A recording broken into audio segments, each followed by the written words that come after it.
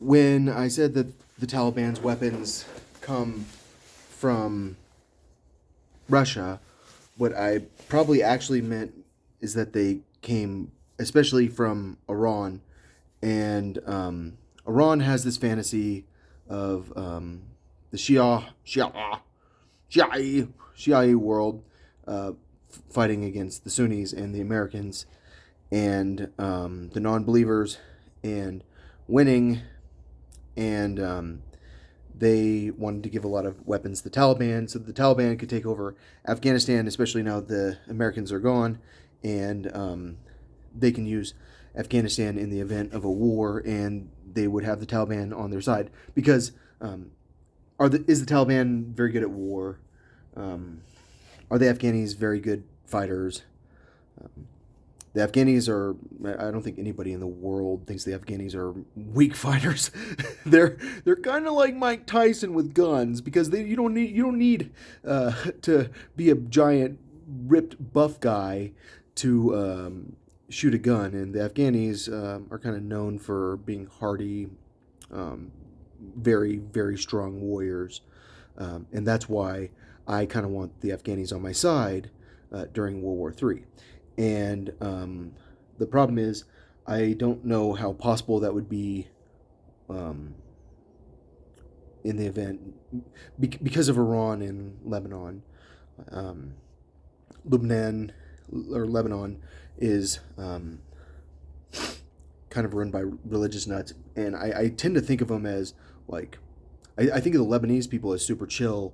I mean, I say that the Afghanis have the best hash, but really that Lebanese blonde's real nice, and everyone loves Lebanese blonde hash, and the Lebanese people tend to be kind of like party people where they like to have fun a lot, and they're pretty diverse. Like they're Christian and Muslim, but then some of those Muslims, man, they get so serious that they want their religion to control other people because they're so.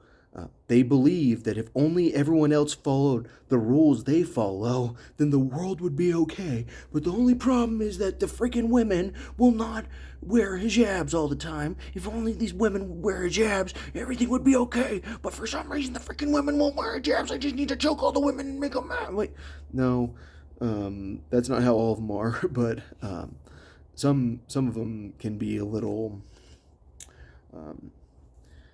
little. I mean, even in the middle, even in Egypt, which is a pretty progressive country, sometimes in the rich upper class, women can't go out when men can go out. Like they don't have the same rules. No matter what, the women are going to have different rules, and that's in amongst the upper class. And the upper class is where they don't wear hijabs.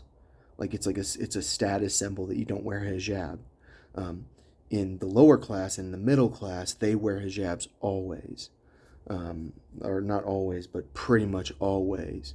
It is like just the way it is, and it's like the men think that they get salvation through a woman wearing a freaking cloth over their head because they're so like you don't understand these people that are so into symbolic gestures, like symbolic bullshit. Like she's not a slut; she's got her hair covered. Whereas like being a slut is about like um, the way you use your sex sometimes, especially. All right, so has the Taliban won yet? No. Is that guy with the nice gun the leader? Like he wasn't sitting at the desk. I don't know. Do we know who the leader is? Um, because that gun, like when I look at it, I'm like I would want to shoot it if I saw it. Um, I mean that AK-47 that guy has, not as nice. That one's like pretty nice. Anyways, so um, Taliban hasn't won.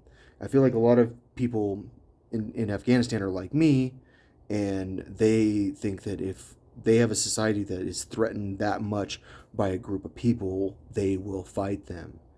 And in Afghanistan, you can especially fight people with guns uh, because it's Afghanistan. Um, and I think that's what the Taliban doesn't understand is a lot of people love their daughters so much that they're not going to let some group of thugs with guns tell them that their daughter isn't allowed to go to school. That's just not going to happen. And if you tell people like me that, they're going to kill you. And that's the thing about the Taliban, that might be able to take over things short term, but not long term. Especially if you start stepping on little girls' toes.